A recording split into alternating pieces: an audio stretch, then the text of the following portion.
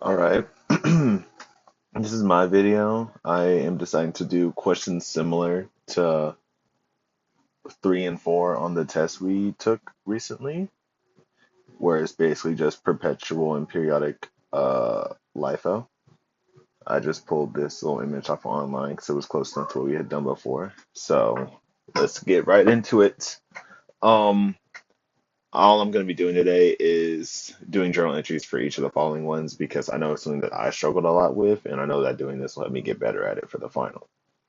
So, first and foremost, for both of these ones, since we have beginning inventory first, it's the same thing on both sides, there is no entry because we just do not record those. All right, now moving on to the good stuff. When it comes to perpetual Lifo, we are using inventory straight up. Now, for periodic, we would use purchases and then convert it to inventory at the end of the month. But since we're in perpetual right now, it's just going to be inventory. And then inventory is just going to go into, we're going to credit accounts payable. So our first purchase is for 75 units that cost $8.10. So it's going to be $607.50. Just going to drop that right there. Next up in January 7th, we have a sale. This means that we're going to record two sets of transactions. We're going to record our accounts receivable to our sales revenue. And then we're also going to record cost of goods sold to our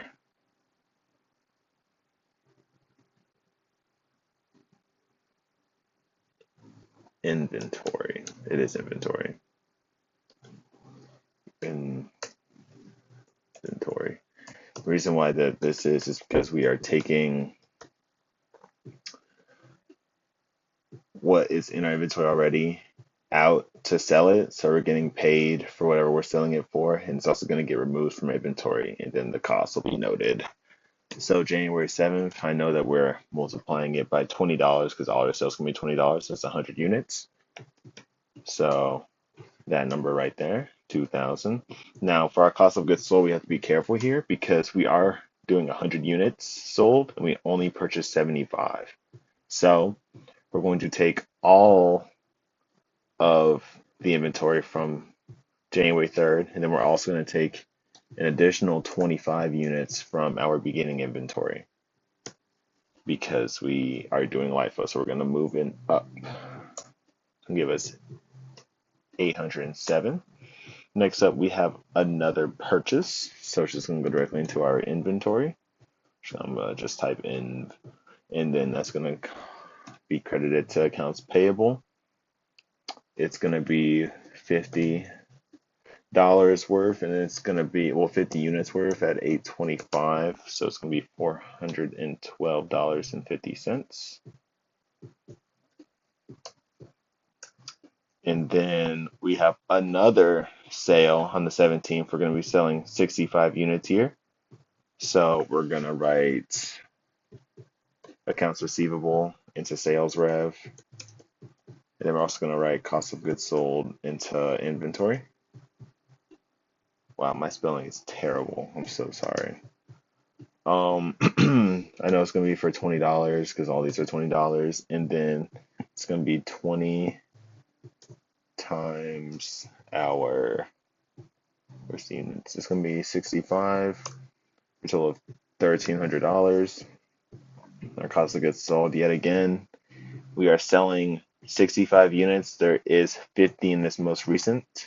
So we're going to take 50 out, and then we are going to then add on 15 more units from our beginning inventory for a total of $532.50. Next, into January 22nd and January 26th are both purchases, so we're just going to put them both into inventory. It's going to be credited to accounts payable for each. This one is going to be 90 times $8.35 for $751.50. And this one is going to be 50 times $8.45 for $422.50. Now we got one last sale. Finally, this one's not going to dip into our beginning inventory because we have enough to cover our sale of 80.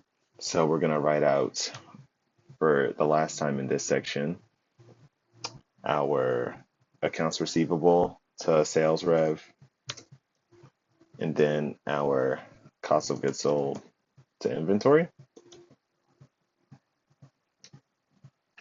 And that's going to be $80 times our 20 that we have already for a total of $1,600.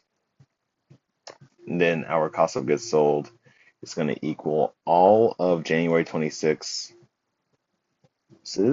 and it's also going to equal, since that's 50, we're going to take 30 of January 22nd's, which is going to be 30 times $8.35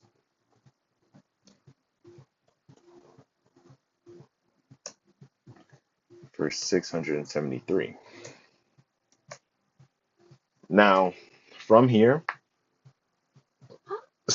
we can figure out our ending inventory by adding up our purchases, not our purchases, by just minusing out the cost of goods sold to where we are. We know that we have 110. Yeah, we have 110 of our beginning inventory left because we had taken 40 from it across 2 transactions. And then we also have 60 of our January 22nd left because we just took 30 from it.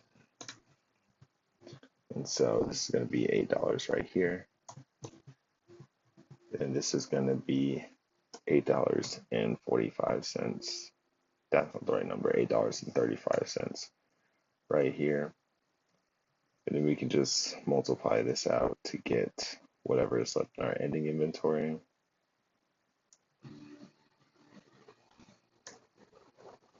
Which is going to equal 1,381 for perpetual. Now, I understand that's a long and grueling-ish process, which is good that we're also going to do periodic because we can kind of shortcut here a little bit. What's great to know is that this and this are very similar, obviously, except that instead of inventory, we're going to have purchases, and then instead of recording our cost of goods sold during each purchase or sale, during each sale, we will just record it at the end. So for each purchase, we're just going to write purchase. And then for each sale, we're going to just write accounts receivable. And then we're just going to do that all the way down this side just to make it all go a little bit faster. Accounts receivable. And this is a purchase. This is a purchase. That's not in the right spot. This is a purchase. This is a sale. And then in our credit spot, we already know what's going to be there because we have already worked it out once before. For sales, it's going to be sales, not sales. For accounts receivable, it's going to be sales revenue. And for purchases, it's going to be accounts payable. It is going to mirror all the numbers that we have already done. So while it is correct to work it out the way that we just worked out perpetual Lifo, for the sake of time, obviously, I'm just going to just copy over the information that is the same, and then we will just work out the information that's different. So right now, we're just going to fill out what we already know. No entry for the first one, obviously, and all of these numbers will just equal one another. So our January 7th sale is going to give that much to our accounts receivable. Our January 12th inventory is just going to give that much to our purchase, and so on and so forth.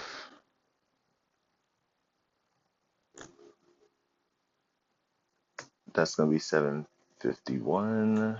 This one is going to be 422, and then this one down here is going to be 1600. And so then for these, we're just going to make them equal to that. And then we're just going to drag this up there. And we're just going to get rid of everything in between that doesn't work out.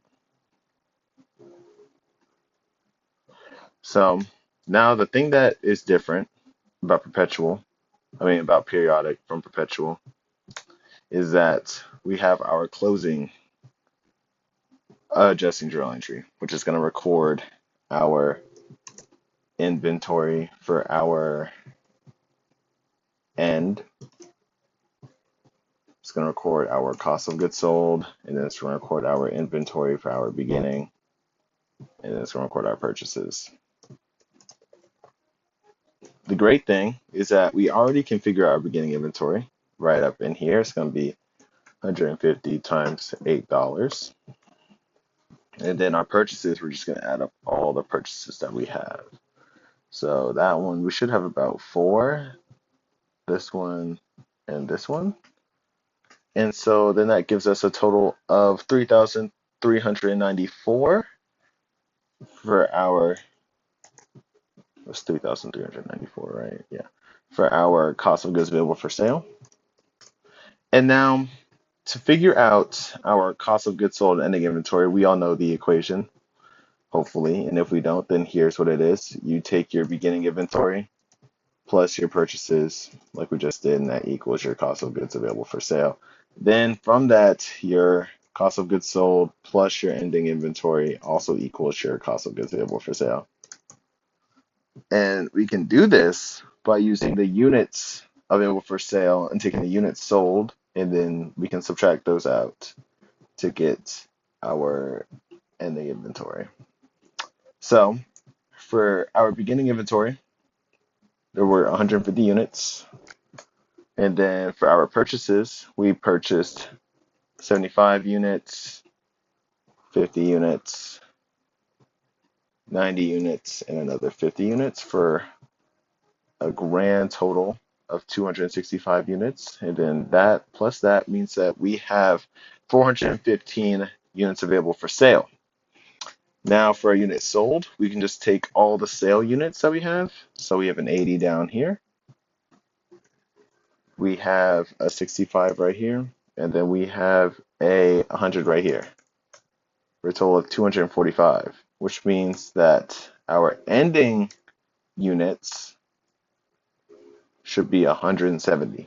Now, since we're doing LIFO, we're just going to work from top to bottom here, meaning that we know that 150 of these 170 units is going to go in the cost of goods sold.